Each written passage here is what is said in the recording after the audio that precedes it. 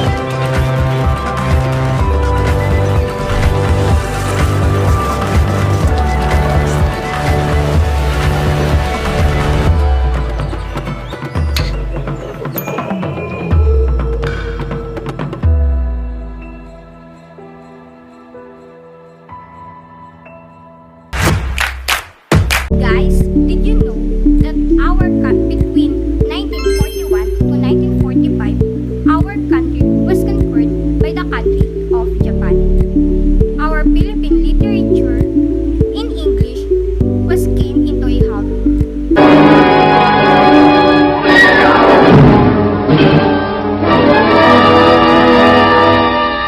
February 1942. Japanese objective, Corregidor.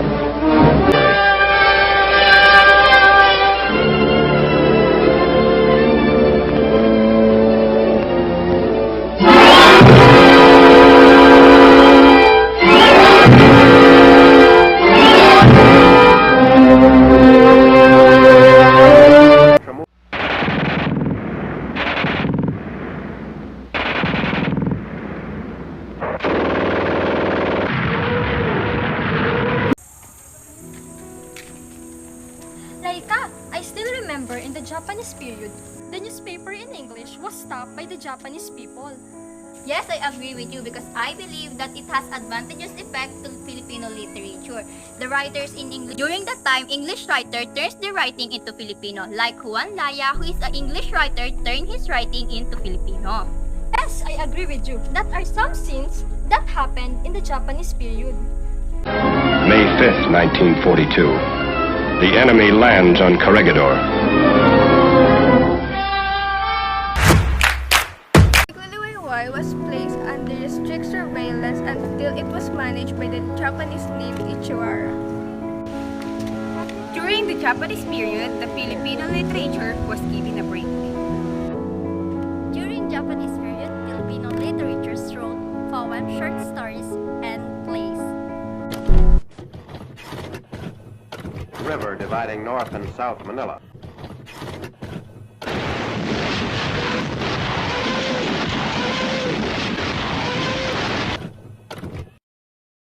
Remaining Jap strongholds in the southern part of the city.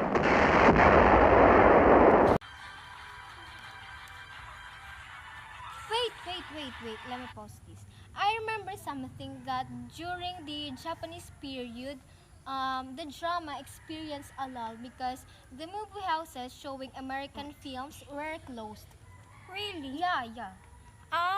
The Filipino drama during the Japanese period about the big movies of were just play of big shows. Yeah. Many of the plays of the reproduction of English plays to Tagalog. That's why. A lot of events happened during the Japanese period about the drama. And I also read that the translators were Francisco Soc Rodrigo, Alberto Concho, and Narciso Pimentel. Yeah, and they founded the organization of the Filipino players named Dramatic Philippines!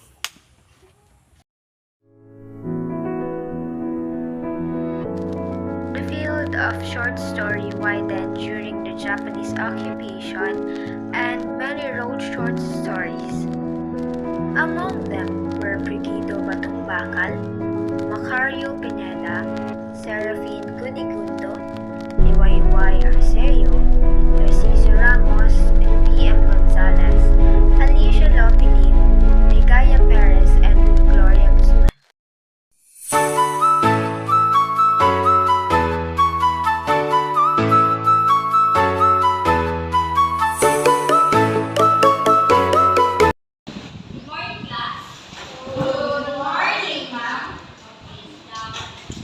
Topic for today is about Filipino poetry during Japanese period. What do you think is the common theme of Filipino poetry during Japanese period? Anyone? Yes, Miss Lana. So the common themes of poems during the Japanese occupation was nationalism, country, love, life in the barrios, faith, and religion and arts. Correct. So before we start our discussion, what are your insights about haiku and tanaga? Anyone? Yes, Mr. Claus. So my insight about the poetry in Japanese periods are haiku and tanaga. Haiku is Japanese poem that Japanese well-like. It has 17 syllables, which consists of 5-7-5 syllables. While tanaga is also a Japanese well-like poem which consists of 7 syllables each line, and it has also an allegorical meaning.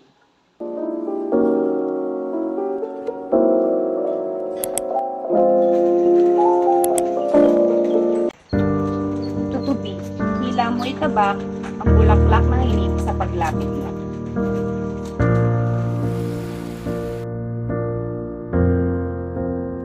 Kabibi, ano ka ba? May perlas, maganda ka. Ngunit pag tinitikit sa tenga, nabubuntong hininga. So the other type of poetry is karaniwang ano. It is like those mentioned earlier in the beginning of the chapter of this book. Because of the strict prohibitions of the Japanese in the writings and publishing of works in English, the Philippine literature in English experienced a dark period. The few who dared to write did so for their bread and butter or for the propaganda. Writings that came out during this period were journalistic in nature. The writers felt suppressed, but slowly, the spirit of nationalism started to sink into their minds. While some others chose to write, the majority waited for a better climate to publish their works. Noteworthy writer of the period was Carlos P. Romulo, who won the Pulitzer Prize for his bestseller titled I Saw the Fall of the Philippines, I See the Philippine Rise, and Mother America and My Brother Americans. In this period, there are journalists include Salvador P. Lopez, Leon Maria Guerrero, Raul Manglapus, and Carlos Bulusan. Nick Joaquin produced The Woman Who Looked Like Lazarus. Freddy Ruiz Castro wrote a few poems. F.B. Cachano wrote essays in the Philippine Review. Carlos Bulusan's works included The Laughter of My Father in 1944, The Voice of Bataan in 1943, Six Filipino Poets in 1942, among others. Alfredo Litiatco published with Harper's Lee, and in 1943, Jose P. Laurel published Forces That Make a Nation Great.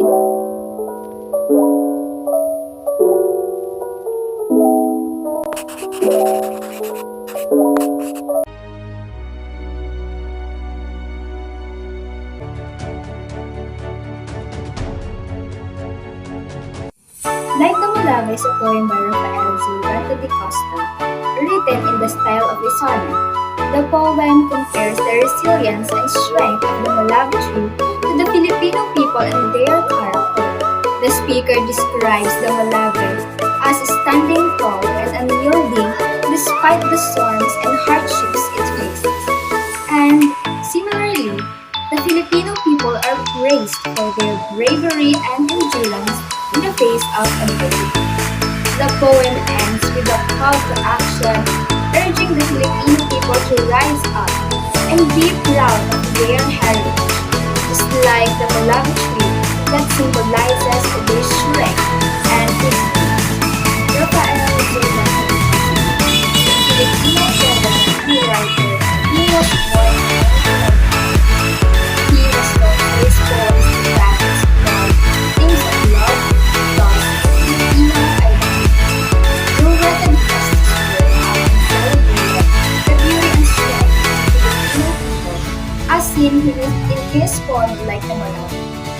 He was also a recipient of numerous literary awards, including the Philippine Commonwealth Literary Award and the Palanca Memorial Award.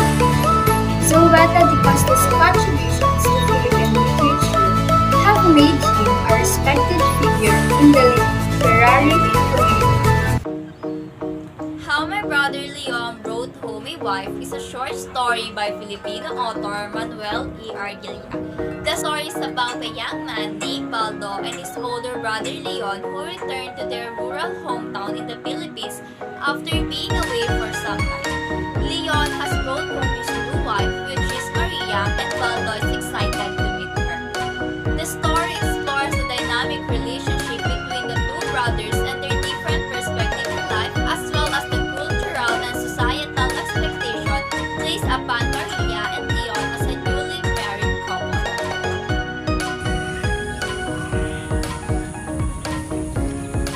Literature and Society is a book written by Salvador P. Lopez, a Filipino literary critic, writer, and statesman. The book, which was first published in 1940 in a Philippine Literary Criticism and Literary History. It is a collection of essays that explore between literature and society in the Philippines, with a particular focus on the role of literature in shaping and reflecting in the views, beliefs, and experience of a Filipinos.